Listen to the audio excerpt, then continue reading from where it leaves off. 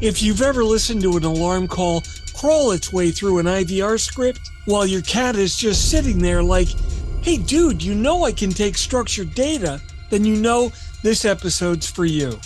Today we're talking about the new ASAP Direct Connect solution, which is a new version of ASAP that uses the AWS GovCloud and modern API connectivity to move that digital alarm data fast. And it eliminates transcription mistakes and cuts the time it takes to get your units moving. Plus, we're going to talk about real implementation, real timelines, and what might hurt a little bit when you deploy it. That's all coming up next on TiPS, Today in Public Safety.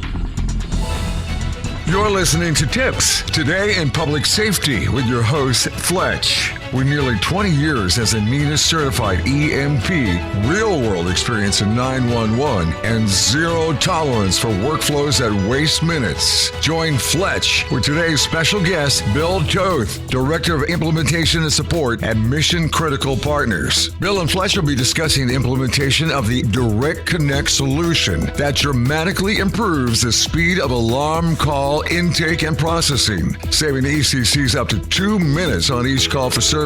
Now, sit back and enjoy today's episode of TiPS, Today in Public Safety. Welcome to TiPS, Today in Public Safety. In this episode of our special InfoCast series on automated alarm processing, we're going to continue the conversation and take a deep look at ASAP, the Automated Secure Alarm Protocol. In episode 1, we talked about why alarms were uniquely painful in the PSAP workflow.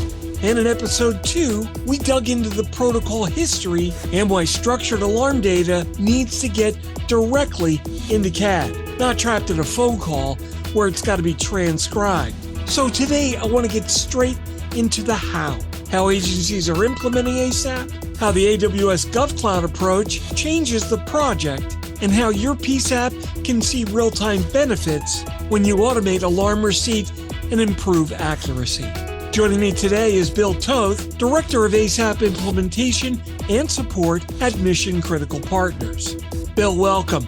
So if somebody's listening right now and thinking that ASAP is for them, but they need to understand what the lift is going to be, what's that look like and why do agencies pursue ASAP, stated simply? At its core, agencies adopt ASAP to remove friction from alarm dispatch, for faster data in the CAD, fewer errors, and more time for telecommunicators to focus on true emergencies. It actually gives you the opportunity to reduce human error that typically comes with taking address information, alarm information over the phone.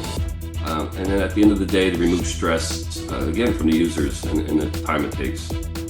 So in plain English, it's about moving the alarm event as data and not as a voice script, kind of letting CAD do what CAD does best. So let's talk about Direct Connect, AWS GovCloud, and what changes it makes to the architecture.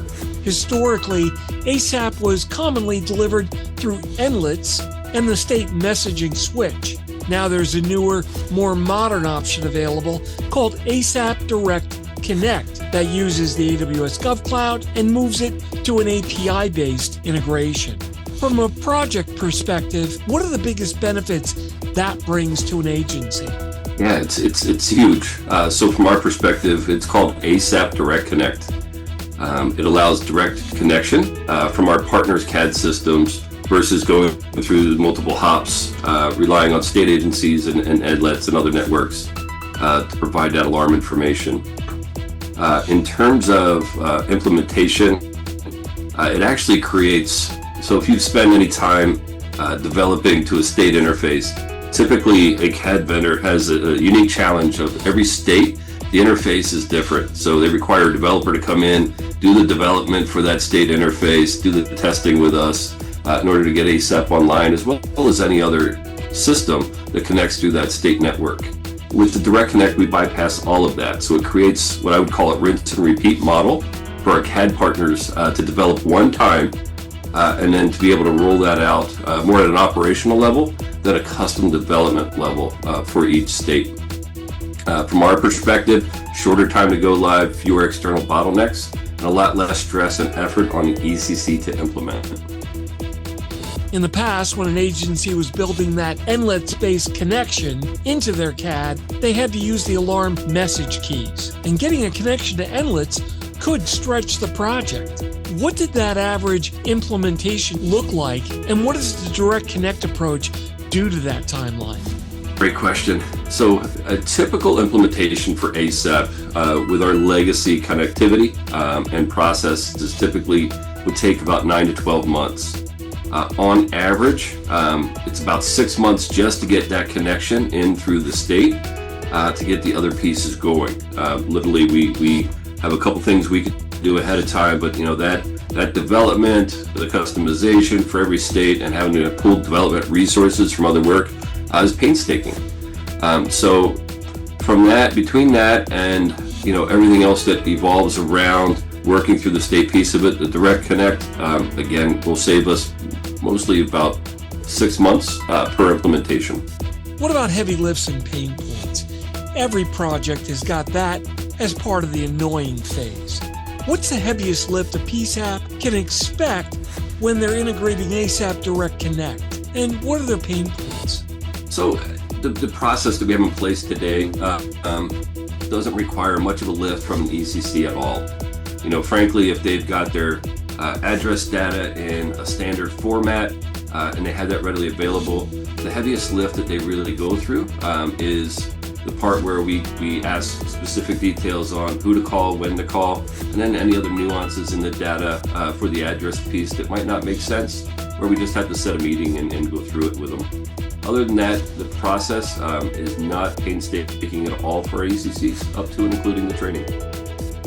Okay, reality check time. Even ASAP Direct Connect is not magic. You still need policy, you still need CAD alignment, and you still need security and governance. But if you do all that, what you get is a measurable operational win.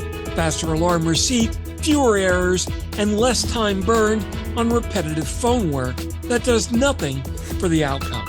Here's the bottom line. If your center is trying to cut alarm processing, handling time, and reduce those transcription errors, the ASAP Direct Connect model is definitely the direction that the industry is moving towards.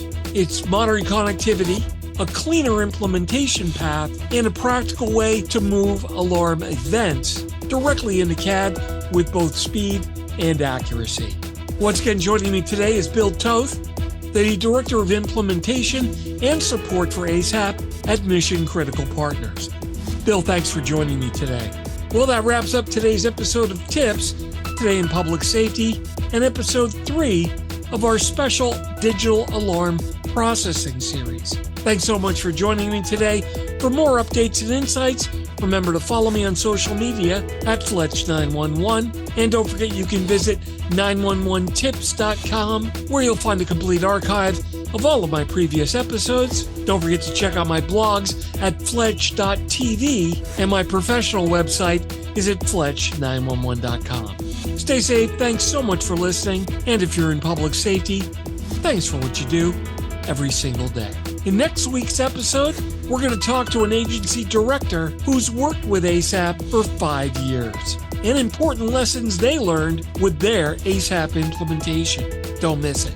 You've been listening to TiPS, Today in Public Safety, your go-to podcast for today's breaking stories and public safety news. Hosted by Fletch and available every Monday, Wednesday, and Friday. Catch past episodes on 911tips.com. Be sure to like and subscribe, and remember to join us each week for the latest on NG 911.